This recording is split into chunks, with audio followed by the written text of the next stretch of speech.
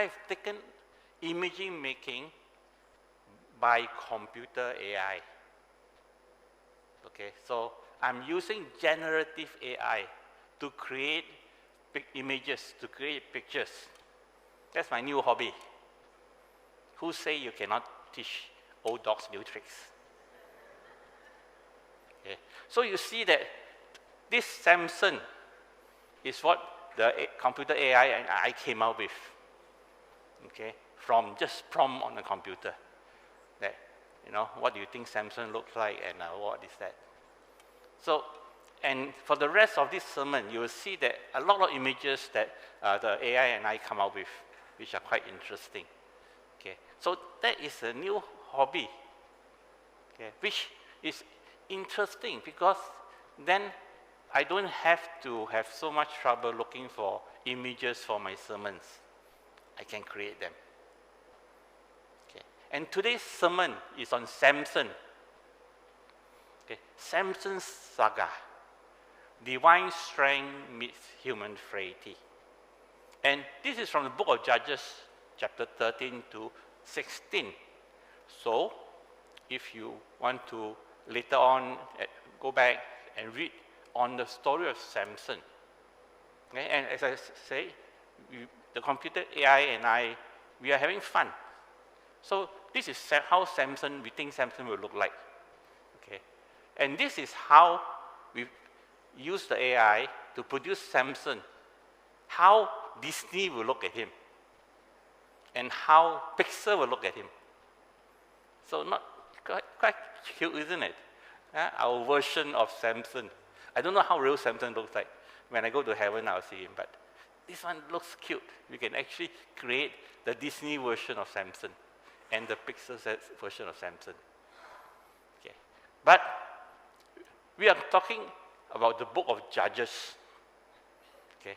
Do you know that there are 12 judges in the book of Judges? Okay. Here you have the name there. I won't list them out for you. Okay. Now, these are not judges in our normal sense of judges. Okay. The judges in the book of Judges are more of leaders and warlord. Okay. More than our normal courtroom type of judges. And the book of Judges actually dates back. It tells of what happens after the book of Joshua, and between the book of Joshua to the formation of the monarchy, or the setting up of the monarchy. So that is a period about 300 or 400 years. That is, the Israelites have settled in the promised land, but there was no law and order. There's anarchy. Okay? Because there's no king, everybody does what's right in their own eyes. So in this 300 to 400 years period, God raised up 12 leaders, 12 people who are called judges. Okay, I'm sure we are familiar with some of them, like Gideon, like Jephthah, Elon, Samson. So these people are judges. Okay, so at that time, the Canaanites are still there, even though Joshua is supposed to have conquered or captured the whole promised land. So they are, and during the time of Samson, okay, the most of the promised land, most of Canaan, is under the different tribal people. Okay, and Samson is from the tribe of Dan. Those of you who have been to our SFI seminar by our Reverend Dr. Lim Kayong, okay, talks about the footstep of Jesus in the Holy Land. Know that Dan is a special tribe. Okay. Initially, their place is in the southern part of Israel, Mount Judah. But later on, this tribe of Dan went to the north. Okay. And later on, in the tribe where the tribe of Dan reside in the north, King Jeroboam built another worship center so that people don't have to go down to Jerusalem but worship up there. And he created, or he carved 2 golden calves down there for people to worship. So Dan becomes synonymous with idolatry. That's why if you look at the book of Revelation, Revelation 7, you notice that the 12 tribes that will survive, the tribe of Dan is not there.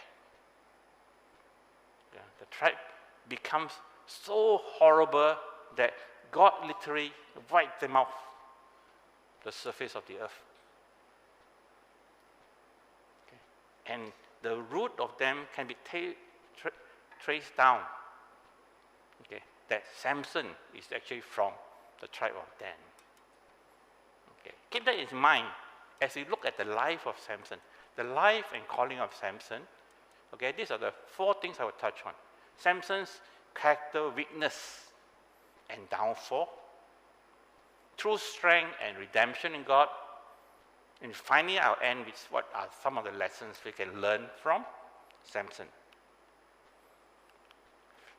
Firstly, the life and calling of Samson. Not bad, huh? It looks like Conan the Barbarian.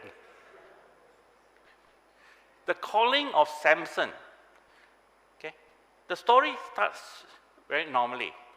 Okay, there's this man who has a wife, and the wife is barren and cannot have child. Okay, she was barren for a long time, and an angel appeared and says, "You will be with child." Okay, similar, familiar, isn't it? And you will be child, and this will be a special child. Okay. Judges chapter 13 verse 5 says, "Because you will conceive and give birth to a son." So this child that you are going to have will be specially consecrated to the Lord. Okay. He shall be a Nazarite. Okay. Nazarites are special people. They are specially consecrated to the Lord. And the other one that we know of is Samuel. Okay, but Samuel comes later. Okay. No razor may be used on his head, because this boy is to be a Nazarite, set apart to God from birth, and he will begin the deliverance of Israel from the hands of the Philistines. So you see that from the beginning, even before the child has been conceived, has been born, he was called to be a Nazarite, and he was given a mission. Okay, Nazarite means, okay, no, you cannot cut your hair for the rest of your life. You are set aside from God, means you are not allowed to take alcohol or fruit of the grapes. And all the Nazarites have a mission. And Samson's mission is to deliver Israel from the hands of the Philistines. Remember, their location is in the middle of Judah, on the southern part below Jerusalem, and the people that are ruling over them are the Philistines. And Samson's job is to deliver them from the Philistines. And as you see, the second point is that Samson has special gifts. Okay, not all the Nazarites have special strengths, but Samson's gift is that he has a supernatural strength and accomplishment. He has supernatural power. Okay, he has the strength of a Hercules, so to speak, or incredible Hulk.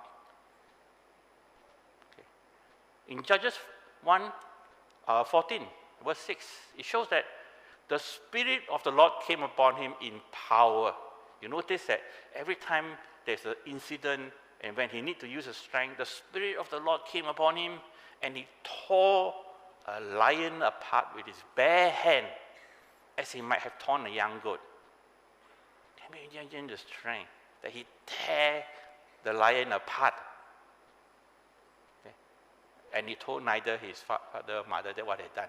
Okay, we'll see why later on. Another example, Judges 16 verse 3. You know, Gaza, he went to this Philistine type town named Gaza. Okay. And then he went in, he was there, and they tried to catch him. He stayed there until midnight. Then he got up and took hold of the door of the city gate. You know, in those times, most cities will have a wall, a stockade, a fence, and then they have the gate. And the gate is the strongest part of the city, because to enter the city, you must breach the gate. And Samson got up, and he took the pole, and he carried away the whole gate. He didn't just break open the gate. You can understand, you break open the gate. He took the whole gate, and he carried away the whole gate. Okay, you see how strong they are. He lifted them his shoulders and carried them to the top of the hill that faced Hebron. So this one, no play one.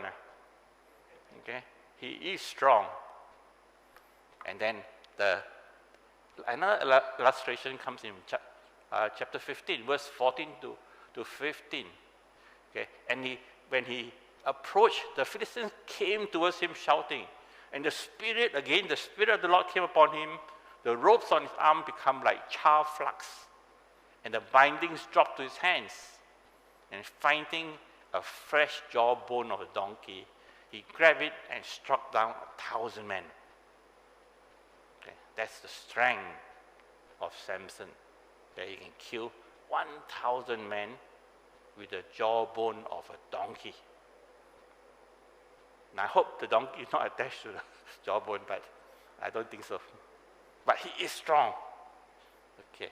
So the point I'm trying to make is that, yeah, he's called, but God has equipped him with a supernatural strength.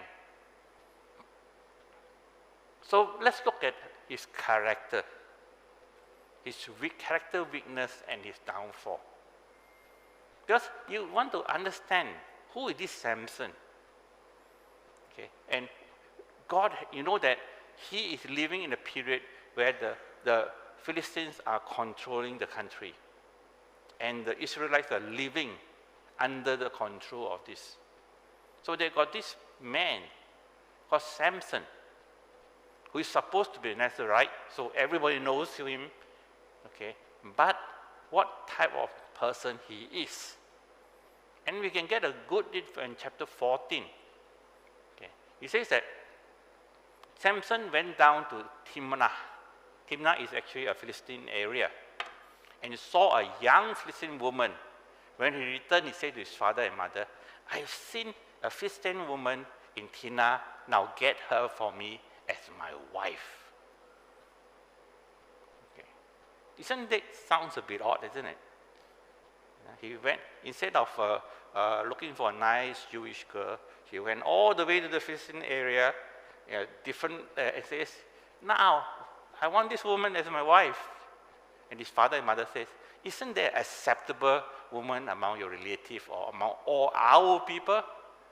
Must you go to the uncircumcised Philistines to get a wife?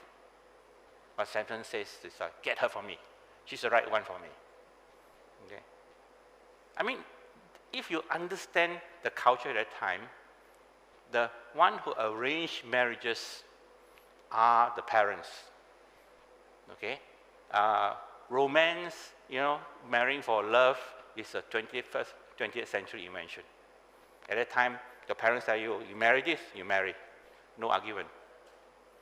Okay? So, and more so, from Deuteronomy downwards, you are not supposed to intermarry. That is a very important point. Okay. And Samson is a Nazarite. Remember? He is specially dedicated to God. And yet, he wanted to marry somebody who is not part of the faith, part of the community.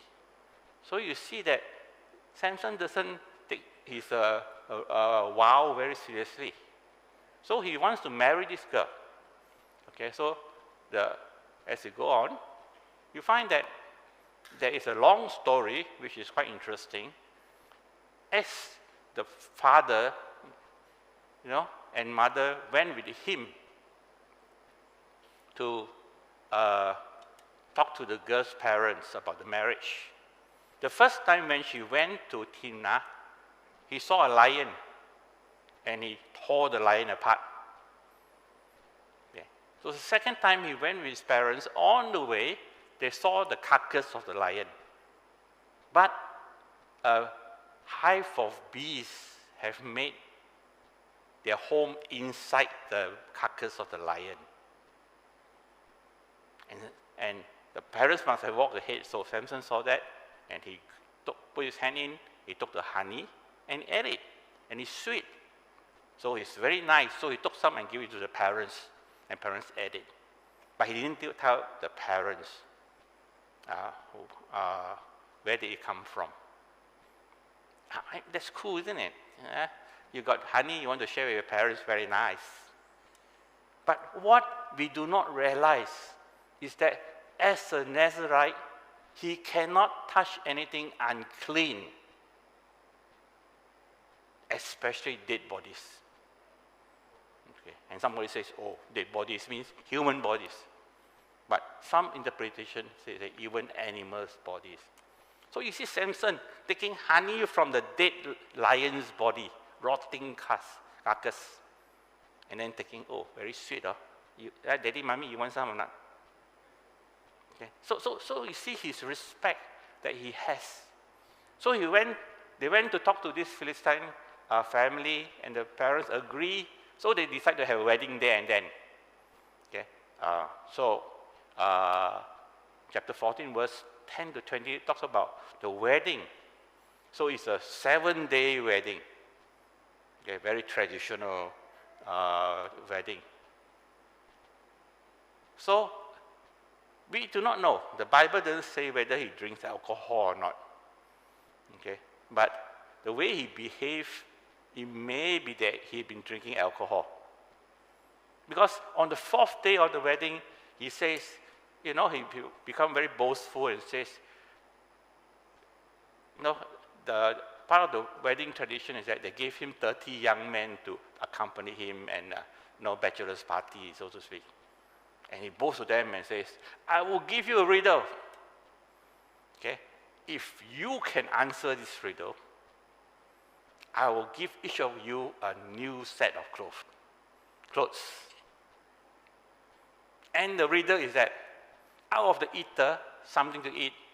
Out of the strong, something sweet. Okay. That's a very good riddle. Out of the eater, something to eat. Out of the strong, something sweet. And of course, the 30 guys were scratching their heads and couldn't answer. Okay, so they went to hassle the father, and then the father hassles the daughter, the wife. And the wife starts nagging Samson. Okay, nag, until he says, okay lah, I'll tell you. So he told her.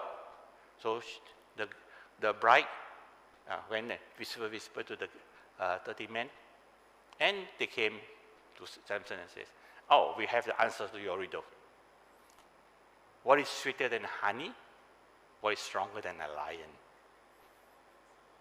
So Samson becomes very upset, but he has to pay the debt of, okay.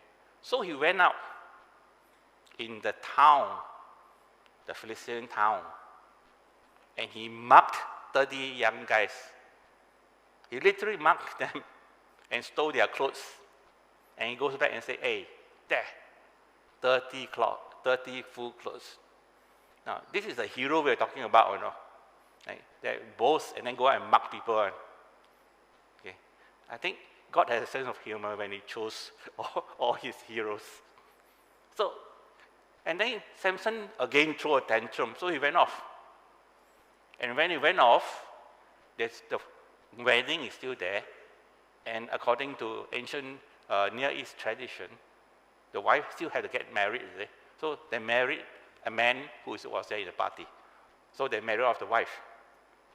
Otherwise, the wife, no husband. Right? So, after a few days, Samson cooled down. And he came back to the house and said, "Where's my wife?" And the former father-in-law says, "Oh, sorry, no more wife already. Now somebody else's wife." So Samson again told tantrum. And this time, he waited until the harvest season, where all the grains are growing. Okay? And he go and caught 300 foxes. I don't know how he catch 300, but he caught 300. Then he grabbed 2 of them, and he tied their tails together, and then he light the fire on he tied the tail to the fire band and light the fire, and let the fox loose. Okay? So you have 1 fox, they will run and hide. You have 2 fox can't agree, like most human beings. So they will be running all over the place. And they are setting the fields on fire, even the village, and it burned the whole place down. Okay, not very ethical, not very nice. Okay, destroying the whole community, because if you destroy the harvest, the next few years they starve or they die. Okay, but this is Samson's anger and tantrum, and he ran and hid because the Philistines were coming. 5,000 of them. Okay, so he went and hid in Judah, because remember they were surrounded by Judah, and the men of Judah decided to betray him, because otherwise the Philistines will punish them. So he was betrayed, and then that's why we have the story of him killing 1,000 using the donkey's jaw. Okay, and that is not the end of it. At the end of it, verse 18 to 19, after the fight and killing 1,000, he got thirsty. And he yelled at God and says, "God, I'm thirsty. Where is the water? You make me do all this work and then you let me die of thirst." Sounds a bit like those 40 years of wandering, cannot find water. And God actually dig a well for him.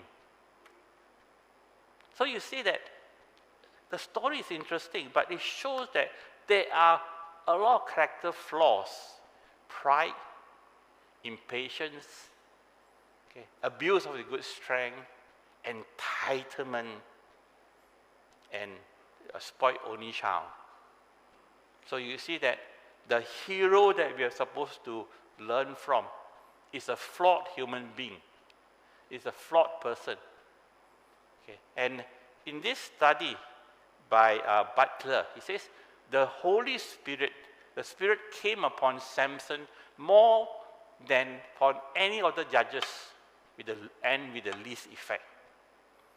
Samson, called on the Holy Spirit and used his great strength the more times than any of the judges, but with the least effect on his character.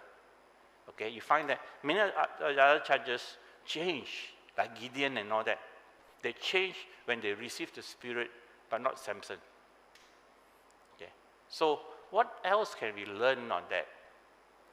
Okay, we learn that as the life goes on, as he continues, then he met Delilah.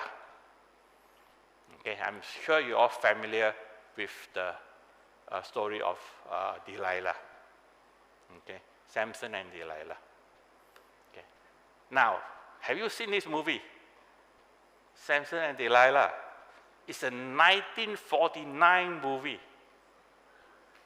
Okay, it's one of my favorite movies when I was a child. I think I have a crush on the actress. That I still remember this, Samson and Delilah. I still remember that, Victor Mature, with his body, like Arnold Schwarzenegger, like that, tied up in string and pulling, and the whole temple fell down. Okay. That is what happened. That is his downfall. Because when Delilah tried to find out the secret of his strength, okay, and Samson tell him, oh, you tie me with leather, you tie me with ropes, or you tie me with my hair, I will be weak. And they tried that, but he's still strong. Until, he told her. Now again, she nagged him until he says, okay, the secret to my strength is my hair. Okay, so when he went to sleep, he called a man to shave off the 7 braids of his hair and began to subdue him. Okay, because he says, if you shave my hair, I will be as weak as a kitten. So Samson lost his strength because he can't keep his mouth shut. He can't keep a secret. Okay. Another scholar, or rather Butler again, talks, Samson kills and steals out of personal revenge and hot-headed anger, violations of commandments against killing and stealing without community sanction. So he is not a good leader because he was he has a lot of character flaw. But you see that through strength and redemption, I think if you look at that, you're going to feel, hey, where are we going? But you look at it carefully. What the Samson saga is telling us that true strength and redemption comes in the Lord. Okay? Because true strength comes from our connection with God. When Samson got shaved botak, okay, he lost all his strength. And the Philistines seized him, gorged out his eyes. Okay? Gorged out both his eyes and sent him to Gaza, when they bind him with bronze shackle and set him to grind grain in the prison. Okay, so he was a slave, okay, grinding grain because he's still strong, but he was a slave of the Philistine. And the people lost their leader because the leader is now a slave. But unfortunately, they forgot that his strength is in his hair. So they allowed his hair to grow back. Okay. And in Samson, the strength, remember, comes from his hair. Okay. Much like our strength comes from our connection with God. So if we lose our connection with God, we lose our strength. And Samson, last redemption in his prayer. Okay, and this is, he's blinded already. And during a festival of the god Dagon, they say, bring up Samson. That strong man that killed so many of us. He's now so weak. Bring him up so that we can humiliate him and play with him as part of the temple celebration. So Samson prayed to the Lord, "O sovereign God, remember me, O God. Please strengthen me just once more, and let me with one blow get revenge of the Philistines for my 2 eyes." Then he reached towards the 2 central pillars of the temple, and bracing himself,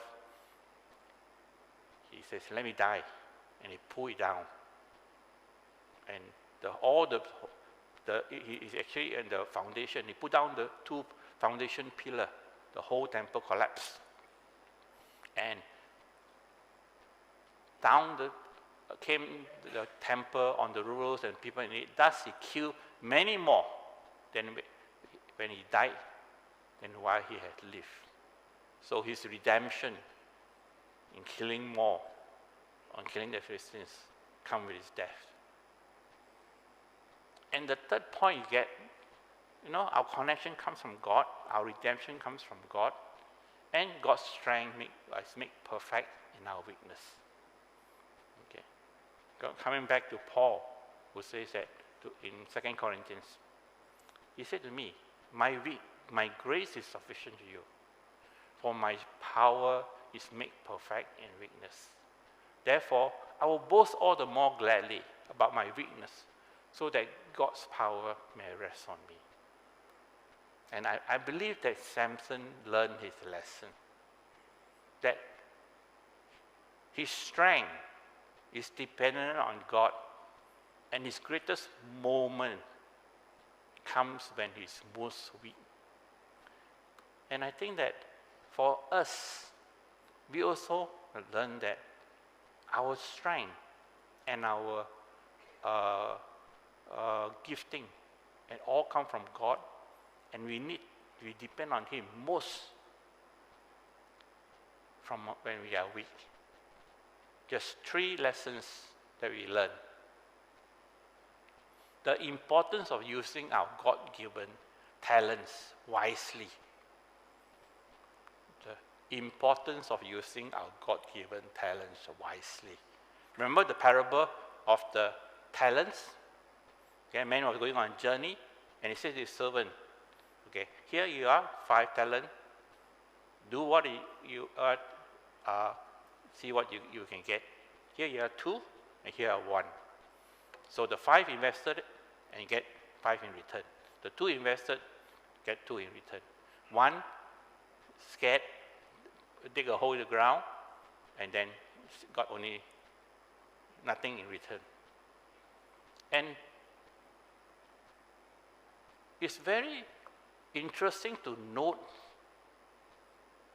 the response of the master.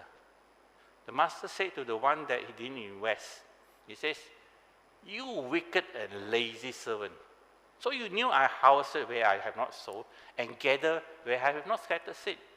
Well then, you should have put my money on deposit with the bankers, so that when I return, I would have received it back with interest. The master is really angry for the guy not using the talent. And the question we need to ask ourselves is that, are we using the talent that God has given us? Now this is a very serious question. Because I know you guys. I've been with you all for a long time. And I think that this church has a lot of talents. Okay.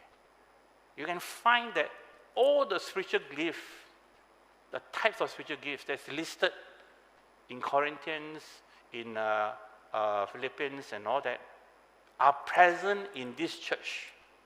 We have all the spiritual gifts. The question I ask is that, are we using all the spiritual gifts that God has given us? Are we using the talent and investing it so that it produces more talents? Okay. In terms of riches, in terms of ability, okay, you all are a well-educated, very well-to-do, upper middle class people with a lot of resources, a lot of lived experience. And for the younger people, you have a lot of potential to do well in the world in the years to come. Okay, you have all the benefits of education, of upbringing. So what are you doing with the talents that God has given you? What are you using it for? Is it for yourself, like Samson, or you use it for the kingdom of God? The importance of using our God-given talent wisely. Okay? Because each one of us has special talents that other people doesn't have. Even though we want, but we do not have such talents. So do we use just talent? Do we use them at all? Do you use it wisely? Do we use it for the kingdom? The second lesson I want to talk about is the danger of relying on our own strength instead of God's strength. And you find that, I'm sure we can testify that often we rely on our own strength. Okay. As I mentioned just now, Paul says, but he said to me, my grace is sufficient for you, for my power is made perfect in weakness. Okay. Now I continue. Okay, I continue what he says. Therefore, I will boast all the more gladly about my weakness, so that Christ's power may rest on me. That is why, for Christ's sake, I delight in weaknesses, in insult, in hardship, in persecution, in difficulties, for when I am weak, then I am strong. Okay. Again, a reminder for us that, just because we have all the advantages, we depend to rely on all these advantages. Rely on our connection, our education, our natural gifting and talent. So much so that we forget to rely on God. Same thing as Samson. Okay. And look at where that got him. So that is our second. Just a reminder. And the final lesson is the peril of losing sight of our divine purpose. That we are here for a reason. Okay, we are not here by chance. We are in this church for a reason. Okay, we are in this state for a reason. You are in your job for a reason. You are in your school for a reason. What is your purpose? What is your divine purpose? And more important, what good it is for someone to gain the whole world and yet forfeit their souls? Or what can anyone give in exchange for their soul? Okay. My final question is, how much is your soul worth? How much are you willing to sell it for? In return for what? Okay. It's so easy to lose sight of our divine purpose, because we live in an age that is so easily there's so much distraction. Okay. There's so much distraction going on that we don't even see what is in front of our nose. And I think that is another problem with Samson, that he can't see his calling to deliver the people of God from the Philistines. So what is our purpose? And how much is our soul worth? Shall we pray?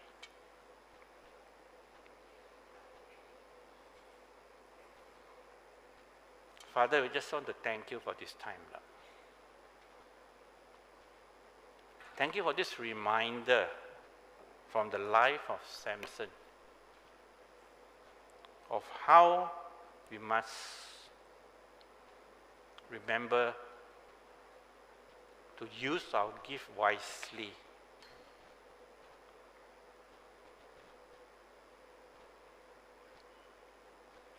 To realize that our weakness, we can only is when we need you the most.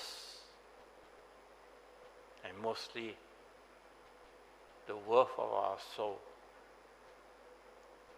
And help us to look into our life at this moment and examine, where are we going? What are we doing? And will it matter in eternity? Help us, Lord, to answer this question. In Jesus' name we pray. Amen.